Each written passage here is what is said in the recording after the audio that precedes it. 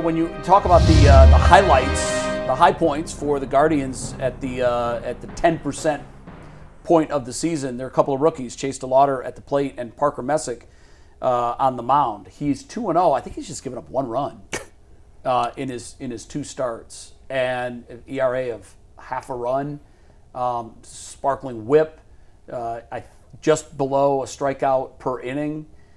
When you watch, his stuff is great. He translates as the next in the long line of great pitchers for the Cleveland Guardians. What's his ceiling for you guys? I think it's pretty high, right? He's not an overpowering guy, but he's very clearly confident and in command out there. We don't have much of a sample size. What, he was at 7 starts last year or 5? Yeah, I think like he finished 3-1. Yeah, so ERA under 3. It was good then. It's better now. Go ahead and get excited. Yeah. I don't think he's an ace. You don't? No, I don't think he's like a lead dog, top of the rotation guy. Why not? I hope I'm wrong. I just don't think he's a guy that when you're in a Game 7, you look at and say, that's the guy we want on the mound for us. Now, but I think there's very few in the league that are elite number 1 ace types, so I'm not ready to call him that. But I think he could easily be, you could slot him in anywhere else. He's got a great changeup. This is the lefty changeup team with him and Cantillo. I know it is. And the way that his delivery he's not overpowering. His stuff isn't filthy, but I think his release, his delivery is just deceptive enough that it feels like it's coming in a little bit faster than what it is. He's not a guy who's going to go up there and blow you away with 98, 99, but obviously he's got terrific command. He's got a terrific changeup, and he's just another. And Jay, you talked about it's just a factory of pitching. And it seems like they get the surge and they get these guys come up, and then there's like a year or two where they need to develop the next wave, and then the next wave comes. And he's clearly part of the next wave, and we'll see what Cal Steven does. I think that's the next one up coming behind him. And we'll go from there. But, yeah, just because I don't think he's a bona fide ace doesn't mean I don't think he's any good. He could easily be a number 2, 3 starter on this team going forward. He's exactly what they need. Cheap, cost-controlled pitching. He's 25, I believe. 25, yeah.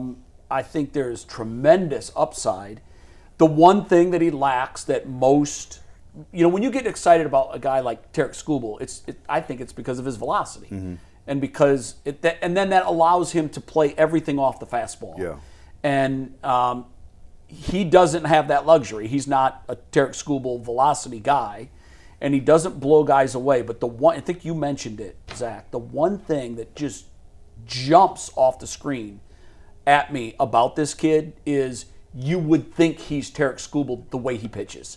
And I don't mean with stuff. Just if you just watch him and his motions, and he works quickly, he's confident. Yeah. He challenges guys. He comes right at guys. He's not afraid. He's not going to dance around the zone and get you to chase balls. I don't think he throws in the heart of the zone, but I think he pitches smart. But it's the swagger factor to me that really jumps out about a kid who has he had it last year when he came up. I'm like, hell, did he take a no-hitter deep into his first start, I want to say?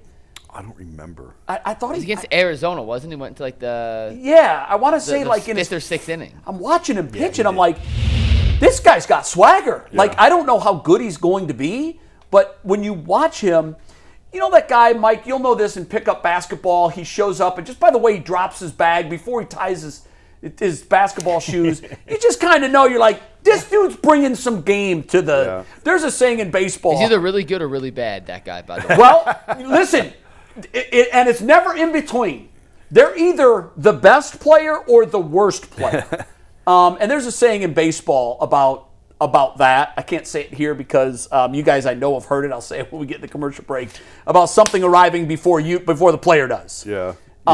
He's that guy. He just carries himself that way. I don't know how much you've talked to him off the field, but I talked to him a little bit at spring training, and he's just that dude. He's just like, he expects to be great. And I think before anybody can truly be great, you have to expect to be great. I think he's low-key about it. I don't think he's, like this loud bravado guy. He just lets his pitching do the talking. He certainly can't continue to pitch at this level. Well, I don't know. He's not going to have a .5 Look at that ERA. smirk. That's a pretty confident dude. Yeah. And I remember that first game now that you say it, but he wasn't just sneaking up on him. He's made 10 starts. He's allowed 13 earned runs in his major league career. It's pretty good. Now, again, we're not writing Cooperstown resume quite yet. But No, it's too early for that. and pretty good. But, and you know what? Maybe he can't be the ace of the staff. I mean, with Gavin Williams on this, I expect Gavin to be the ace, the true ace. I was surprised when Bybee started opening day. I asked Bybee at the last week of spring training who was going to get the start. He's like, I have no idea. I don't know. I think it was a makeup for last year. I think you know I didn't think that until you brought it up. It sounds right, but I think Gavin's the ace. I think that Messick is your number 2. He is right now. And look, I love having a lefty with his stuff. Cantillo's been good. Like this, it's almost an embarrassment of riches, and I think it all goes back to Carl Willis. I don't know what his magic elixir is. Like this guy just somehow gets pitchers to pitch even above what their expectations were when they were drafted and when they were brought in. And we're lucky to have him, and we're going to miss him when he's gone. I thought we were going to lose him when Tito went to Cincinnati. I did too. And, I thought he was going to retire. The fact that he decided to stay here and see this thing through, I think was great for us. I think Parker Messick is just the latest in a long line of honor students that just defy the game. I think all 29 organizations in Big League Baseball probably look at Cleveland with serious envy and questions like, how do they continually do this? But here he is. Well, the Yankees plucked their pitching coach from Cleveland. The Padres and they've came had here, success now. And the Padres came here and took Ruben Niebla. Like people keep coming to Cleveland to figure out the secret sauce in terms of the pitching. Yeah. And the Guardians just keep rolling. It's amazing. It really is. You got to lean into what you're good at, and they're really, really good. Yeah, at identifying and developing young I think you and I talked on opening day about like what happens with this. This team needs to spend money still. You cannot win a world. You need great pitching to win a World Series, but you also need to hit a little. And I think the big unspoken, for some reason, I don't know why it's taboo. We don't know about ownership. We don't know who is it going to be. Will it be the Dolans that continue to run the team, or is the Blitzer group going to take over sooner than later? But if when Blitzer finally comes in here, he's willing to write checks to go get the bats that they need, and we can continue to develop pitching and to get the most out of these guys, that's how you win a World Series. No doubt. You don't win it without a checkbook. You can't. I don't know that it's been done.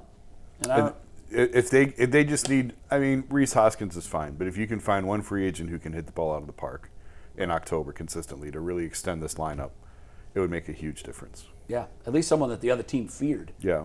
You know, I mean, like the way teams pitch the Guardians in the playoffs, they fear one guy, and there's too many guys in the lineup that they're not afraid of, and that definitely stands in the way.